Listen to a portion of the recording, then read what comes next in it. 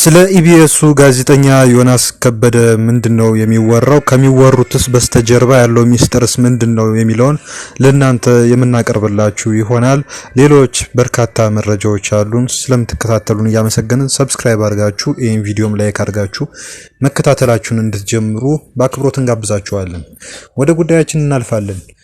ጋዜጠኛ ዮናስ ከበደ በኢትዮጵያ ሬዲዮና ቴሌቪዥን ድርጅት በቀድሞ አጠራሩ ውስጥ በመዝናኛ ክፍል ውስጥ በመስራት የሚታወቅ ጋዜጠኛ ነበር። በተለይም የቆየት ያሉ ዜማዎች የተሰኘው ፕሮግራምና ሌሎች የመዝናኛ ዝግጅቶችን ለአድማጭ ተመልካቾች በማቅረብ ይታወቅ ነበር። በኋላ ላይ ወደ ኢቢኤስ በመግባት ስሙን የተከለበትን ትዝታችን በኢቢኤስ የተሰኘ በብዙዎች ዘንድ የተወደደለትን ፕሮግራም ሲያቀርብ ቆይቷል።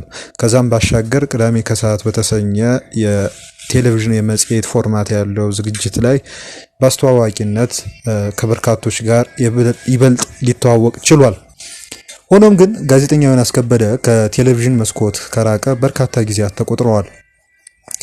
ከአሜሪካ ሆኖ አንድ ጊዜ ከአዲስ አበባ ካሉት ባልደረቦቹ ጋር ከዘመድ የማገናኘት ፕሮግራማቸው ጋር በተያያዘ ቆይታ ካረገ በኋላ ትዝታችን በኢቢኤስም ሆነ በቅዳሜ ከሰዓት ፕሮግራም ላይ እንዲሁም በሌሎች ልዩ ልዩ የኢቢኤስ የመዝናኛ ዝግጅቶች ላይ እየታየ አይደለም። ይሄ ጋዜጠኛ የዚህ ጋዜጠኛ መጥፋት ምክንያት ምንድን ነው? በርካቶች የተለያዩ መላምቶችን አስቀምጠዋል። ነገር ግን የኛ የመረጃ ምንጮች የገለጹትን ጉዳይ ለእናንተ እናቀርባለን። ኢቢኤስ ውስጥ እንግዲህ ጋዜጠኛ ዮናስ ከበደ በፕሮግራም አስተዋዋቂነትም ሆነ በፕሮግራም አዘጋጅነትም እንደዚሁም በአቅራቢነትም በቆየባቸው ጊዜያት ውስጥ ከስራው ጋር የተያያዘ ጫና ደርሶበታል የሚሉ ወገኖች ናቸው እንግዲህ የኛ የመረጃ ምንጮች። ከዛ ባለፈ ደግሞ ከተቋም ውስጥ እሱ ከሚሰራበት ተቋም ውስጥ ከነበረው ተጽዕኖ ባለፈው ህዳር ወር ከተለያዩ የመገናኛ ብዙሃን የተውጣጡ በእስራኤል የውጭ ጉዳይ ሚኒስቴር እና በኢትዮጵያ የእስራኤል ኤምባሲ ጋባዥነት ወደ እስራኤል ከተጓዙ ጋዜጠኞች መካከል አንዱ እርሱ ነበረ። እናም ጋዜጠኛ ዮናስ ከጉብኝቱ በኋላ ትዝታችን በኢቢኤስ በተሰኘው ፕሮግራም ላይ የተላለፈ ዝግጅት በኢቢኤስ በኩል አስተላልፎ ነበር። የዚህ ፕሮግራም እና የእርሱ ጉዞ በአጠቃላይ ደግሞ የጋዜጠኞች ወደ እስራኤል ማምራት አልጀዚራ በሰራው የምርመራ ዘገባ ላይ ተጠቅሶ ነበር። አልጀዚራ የሰራው የምርመራ ዘገባ ላይ በቴሌቪዥን ጣቢያው በአልጀዚራ ቴሌቪዥን ጣቢያ የሚተላለፈው ዘ ሊስኒንግ ፖስት በተሰኘው በሚዲያ ነጻነትና አጠቃላይ ምህዳር ጉዳዮች የሚዲያ ምህዳር ጉዳዮች ላይ በሚያጠነጥነው ፕሮግራም ላይ ተላልፎ ነበር። ይሄ ዝግጅት የምርመራ ዘገባ አይነት ይዘት ያለው ነው። ከዚህ በስተጀርባ ለውጭ ሚዲያዎች በተለያየ ጊዜያት በመስራት የሚታወቀው ጋዜጠኛ ዘካሪያስ ዘላለም ተሳትፎበት እንደነበር የሚታወስ ነው። በዚህም ላይ ጋዜጠኛ ዮናስ ብቻ ሳይሆን ሌሎች ጋዜጠኞችም እንግዲህ ስማቸው ተነስቷል። ከኢትዮጵያም ብቻ ሳይሆን ከመላው አፍሪካ ስፔሻሊ ደግሞ ከኬንያ ወደ እስራኤል ሂደው እስራኤል በጋዛ እየፈጸመችው ነው የተባለውን አይነት ጥቃት ወይም ደግሞ የተለያዩ አይነት እንቅስቃሴዎችን የሚሸፍን የገጽታ ግንባታ ዘገባ ሰርተው ተመልሰዋል የሚል ትችትን ያዘለ ፕሮግራም ነበር የቀረበው። በዛ ፕሮግራም ላይ ጎላ ብለው ከታዩት ከኢትዮጵያ ከሄዱት ጋዜጠኞች ውስጥ በርካቶች ሄደዋል። ከሀገሬ ቲቪ ከጋዜጦችም ከሬዲዮም የሄዱ አሉና ከሁሉም ጎላ ብሎ የታየው እንግዲህ ጋዜጠኛ ዮናስ ከበደ ነውና ይሄም ደግሞ በእጅጉ ጫናን የፈጠረ ነው በእርሱ ስራ ላይ ማለት ነው። ይህ እንደ አንድ ተግዳሮት ተቆጥሮ ከዛም በኋላም በሀገር ውስጥ ያሉ ለፍልስጤም የወገኑ ወገኖችም እርሱ ላይ ተጽዕኖ መፍጠራቸው አልቀረም። ይህ እንደ አንድ እርሾ ሆኖ ተቆጥሯል። እንግዲህ ይሄ የእሱ ጉዞ ጉዳዩ ከፍ አደረገውና ኢቢኤስን እንዳትመለከቱ የሚልም ዘመቻ ሁሉ ተከፍቶበት እንደነበረ ነው የመረጃ ምንጮች ሲያመለክቱ የነበረው። ዮናስ በወቅቱ ስራውን በነጻነት መስራት ባለመቻሉና የመንግስትንም ከለላ በማጣቱ ለእረፍት በሚል ምክንያት ወደ አሜሪካ ማቅናቱ ተነግሯል። በወቅቱ ማለት ነው። እናም ጋዜጠኛ ዮናስ ይህንኑ ዛቻና ማስፈራሪያ በአዲስ አበባ ለሚገኘው የእስራኤል ኤምባሲና ለእስራኤል የውጭ ጉዳይ ሚኒስቴር ማሳወቁ ተነግሯል። ጉዳዩ እንግዲህ እጅግ የከፋ መሆኑን ከዚህ ጋር መረዳት ይቻላል። እንደዚሁም ወደ አሜሪካ ከገባ በኋላ ከለላ ማግኘት የሚችልበትን ሁኔታ በማፈላለግ የጥገኝነት ጥያቄ ማመልከቻውን አስገብቷል ተብሏል። እንግዲህ በአሁኑ ሰዓት ጋዜጠኛ ዮናስ አሜሪካ ቀርቷል ማለት ነው። እዛም ሆኖ አንዳንድ የመድረክ የማስተዋወቅ ስራዎችን ሲሰራ ነበረ። ከኮሚኒቲው ጋር የተገናኙ በተለይም እሱ ካለበት አገር የሀበሻ ኮሚኒቲ ጋር የተገናኙ የመድረክ ማስተዋወቅ ስራዎችን ሲሰራ እንደነበር የሚታወስ ነው። በኢትዮጵያ ቆይታው በስልክ፣ በኢሜይል፣ በሶሻል ሚዲያ እና በአካል ጭምር ዛቻና ማጥላላት ሲፈጸምበት ነበረ። በእስራኤል ቆይታው ቃለ ምልልስ ያደረገላቸው ትውልደ ኢትዮጵያዊቷ ቤተ እስራኤላዊት የሆኑት እና የእስራኤል ፓርላማ ወይም ክኒሴት አባል የሆኑት ዶክተር ጸጋ መላኩን የድጋፍ ደብዳቤ አስገኝቶለታል ተብሏል። ይሄ የእሱ ተግዳሮት ወይም ሁኔታ። እናም በመጪዎቹ ጥቂት ሳምንታት ውስጥ የፓርላማ አባሏ የድጋፍ ደብዳቤ አሜሪካን እሳቸው የጻፉት ደብዳቤ ማለት ነው የአሜሪካ የውጭ ጉዳይ ሚኒስቴር ወይም ደግሞ ስቴት ዲፓርትመንት እንደሚደርስ ነው የመረጃ ምንጮች ያመለከቱት። ደብዳቤው ተቀባይነት ካገኘ በጥቂት ጊዜያት ሙሉ ቤተሰቦችን ከኢትዮጵያ አስወጥቶ ወደ አሜሪካ ሪዩኒየን የሚያደርግበት ሁኔታ ወይም እድል እንደሚኖረው ተነግሯል። ቅድም እንደጠቀስ ነው እንግዲህ ጋዜጠኛ ዮናስ በቅርቡ በቅዳሜ ከሰዓት ፕሮግራም ላይ ከአሜሪካ ቃለ መጠይቅ ሲያደርግ እረፍት ላይ እንደሆነና በቅርቡ ወደ ሀገር ቤት እንደሚመለስ ተናግሮ ነበር። እውነታው ግን ከዚህ የተለየ ነው ይላሉ እነዚህ የመረጃ ምንጮች። እንግዲህ ኢቢኤስ ቴሌቪዥን ከዚያው ከሲልቨር ስፕሪንግ ከጥቂት ወራት በኋላ ለሚጀምራቸው አዳዲስ ፕሮግራሞች ዮናስ በአቅራቢነት ለመስራት ቅድመ ዝግጅት እያደረገ ነው ተብሏል። እንግዲህ ስራውን አላቆመም ማለት ነው። እዛም ሆኖ ፕሮግራሞችን ለማቅረብ እየተዘጋጀ ነው። ሆኖም ግን የአሜሪካ የጥገኝነት ጥያቄው ተቀባይነት አግኝቶ የስራ ፈቃድ እስኪያገኝ ድረስ ታክስ በሚያስከፍሉ ህጋዊ ስራዎች ላይ መሰማራት ስለማይችል ውሳኔውን እየተጠባበቀ መሆኑ ተነግሯል። እንግዲህ የጋዜጠኛ ዮናስ ነባራዊ ሁኔታ ይህን ይመስላል። ሌሎች አዳዲስ መረጃዎች ካሉ እንግዲህ በሱ ዙሪያ ተመልሰን የምንመጣ ይሆናል። ወደ አንበሳ ባንክ እናልፋለን ማለት ነው። አንበሳ ባንክ እንግዲህ እንደሚታወቀው በጦርነት ወቅት በትግራይ ጦርነት ወቅት ከህወሓት ሰዎች ጋር ጥብቅ ቁርኝት ነበረው።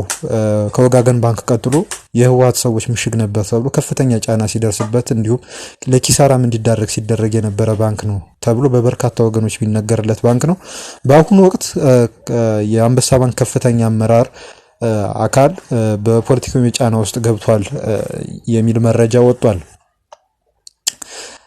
የአንበሳ ባንክ ከፍተኛ አመራር በተለይም ይሄው ቦርድ ካለፈው ዓመት መጨረሻ አንስቶ ከፍተኛ መዋከብና ጫና የተደረገበት ስለመሆኑ የመረጃ ምንጮች አመልክተዋል። ይህም የሚያውቁ ውስጥ አዋቂዎች ማለት ነው። የኢትዮጵያ ብሔራዊ ባንክ ይህን በቅጡ የተረዳው አይመስልም ሲሉ ነው ውስጥ አዋቂዎች ገለጹት። ምንጮች እንደተናገሩት እንግዲህ ቦርዱን ጨምሮ የባንኩ አመራር ከስልጣኑ እንዲነሳ በአንዳንድ የፖለቲካ ፍላጎት ያላቸው አባላትና ባለሀብቶች ጫና የተደረገበት ነው ሲሉ ነው የተገለጸው። እንግዲህ ይሄ ጫና የሚጠበቅ ነው። ምክንያቱም ቅድም እንደጠቀስ ነው የህወሓት ሰዎች በቀጥታም ሆነ በተዘዋዋሪ መንገድ የሚመሩት ባንክ ነው ተብሎ እንዲያውም ደግሞ በአመራሩ አካባቢ በአንዳንድ የኃላፊነት ቦታዎች ላይ የትግራይ ተወላጆች የሚበዙበት ባንክ ነው ተብሎ ይተቻልና ያንን በማስመልከት ነው እንግዲህ የቦርድ ቅየራ አይነት እንቅስቃሴ የተደረገ ያለው። ከባንኩ በኩል በይፋዊ የማህበራዊ ትስስር ገጻቸውም ወይም ደግሞ በሌላ አማራጭ በኩል መረጃዎችን እስካሁን አልገለጹም። ወደፊት የምናየው ይሆናል ሹምሽርም ካለ። ወደ ህወሓት ስናመራ ከትላንት በስቲያ አይ ቲንክ ትላንትና በነበረው የፓርላማ ውሎ ላይ ጠቅላይ ሚኒስትር አብይ አህመድ ከኤርትራና ከሱዳን ጋር ህወሓት ጥምረት ፈጥሯል ሲሉ ክስ አቅርበው ነበር።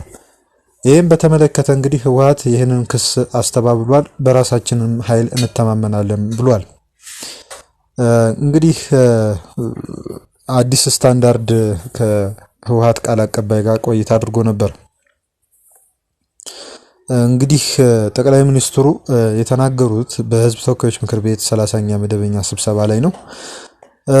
የደርግ ስርዓት እንዲወድቅ ያደረገውን የቀድሞ የሻዕቢያ የህወሓትና የሱዳንን ጥምረት በማስታወስ በአሁኑ ወቅትም ተመሳሳይ እንቅስቃሴዎች አሉ ብለዋል። ያው ሁላችሁም እንደሰማችሁት በትግራይ በኤርትራና በሱዳን መካከል ያለውን የግንኙነት ሁኔታ በምሳር ወይም ደግሞ በመጥረቢያ መስለው መናገራቸው የሚታወቅ ነው። ህወሓት በበኩሉ በዚህ ጉዳይ ዙሪያ በሰጠው ምላሽ እነዚህን የጠቅላይ ሚኒስትሩን መግለጫዎችና ክሶች መሰረተ ቢስ ሲል አጣጥሏል። በትግራይ ህዝብ ላይ እየደረሰ ካለው ሰብአዊና ኢኮኖሚያዊ ቀውስ የህዝብን ትኩረት ለማስቀየር የተደረገ ጥረት ነው ሲልም ነው የወቀሰው።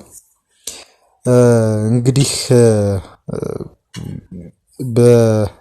ባለው ሁኔታ እንግዲህ ይሄ አይነት ክስ እኛን የሚገልጽ አይደለም፣ በራሳችን ኃይል እና አቅም እንተማመናለን ሲሉ ነው የህወሓት ቃል አቀባይ የሆኑት አቶ ሚካኤል አስገዶም ለአዲስ ስታንዳርድ የገለጹት ማለት ነው። እንግዲህ ወደ ሱዳን ጦርነት ስንሄድ በትላንትናው ዕለት በአብዱል ፈታህ አልቡርሃን የሚመራው ጦር ኩምሩክን ተቆጣጥሯል የሚል መረጃ ሲሰራጭ ነበረ። በዚህ ጦርነት ላይ ከትግራይ የሄዱ የአርሚ 70 አባላት መሳተፋቸው ተነግሯል። እንግዲህ ወደ ሱዳን አምርተው ከአብዱል ፈታህ አልቡርሃን ጦር ጎን በመሰለፍ የሄሜቲ ወይም ደግሞ የሐምዳን ዳጋሎ አርኤስኤፍ ወይም የፈጥኖ ደራሽ ኃይል ሲያጠቁ ነበረ። ሆኖም ግን በትላንትናው ዕለት በተደረገው ጦርነት ላይ እጅግ በጣም የሚያሳዝን ሁኔታ ስለመፈጠሩ ነው የመረጃ ምንጮች ያመለከቱት። ይኸውም በዚሁ የጦርነት ቀጠና ውስጥ የነበሩ የትግራይ ተወላጆች አብዛኞቹ እልቂት ደርሶባቸዋል የሚል ነው መረጃው። ህይወታቸው አልፏል የሚል መረጃ ነው የተሰራጨው። አንዳንድ መረጃዎች እንደሚናገሩት ከሆነ ህወሓት በአንድ ነፍስ ወከፍ ተዋጊ $100 ለማግኘት ነው ይሄን አይነት እንቅስቃሴ እያደረገ ያለው በማለት እንግዲህ የመረጃ ምንጮች አመልክተዋል። ይሄ የሚያሳዝን ተግባር ነው ሲሉ ገልጸውታል። ወደ ወታደራዊ አፈሳው ጉዳይ እናመራለን። በርካታ ጉዳዮች አሉ በዛሬው ዕለት። እንግዲህ ያው እንደተለመደው በየቀኑ እየዘገብነው እንገኛለን። አንድ ግለሰብ ከወታደራዊ አፈሳ ለማምለጥ በሚሞክርበት ወቅት በጥይት ተመቶ አይደር ሆስፒታል ስለመግባቱ ተነግሯል። ትናንት ምሽት ከአዲ ጉደም ከተማ የሚካሄደውን ወታደራዊ አፈሳ ለማምለጥ እንግዲህ ጥረት ያደረገ አንድ ወጣት ሀየሎም የተባለ ወጣት ነው። እንግዲህ በትላንትናው ዕለት በጥይት ተመቶ ሌሊት 7:55 ወይም 5:08 ላይ አይደር ሆስፒታል እንደገባ ተነግሯል። ይሄ ግለሰብ እንግዲህ በእግሩ ላይ ከባድ ጉዳት እንደደረሰበት ነው የተገለጸ ያለው። በእጅጉ የሚያሳዝን ሁኔታ ነው በማለት ነው የመረጃ ምንጮች እያመለከቱ ያሉት። በሌላ በኩል ደግሞ ወደ ሀገረ ሰላም አካባቢ ስንሄድ የሀገረ ሰላም ከተማ አስተዳደር ስራ አስፈጻሚ የሆኑት ወይም የወረዳ ስራ አስፈጻሚ የሆኑት ግለሰብ በዛሬው ዕለት በተካሄደው ስብሰባ ላይ ከነገ ጀምሮ በወጥነት ደረጃ ወይም ደግሞ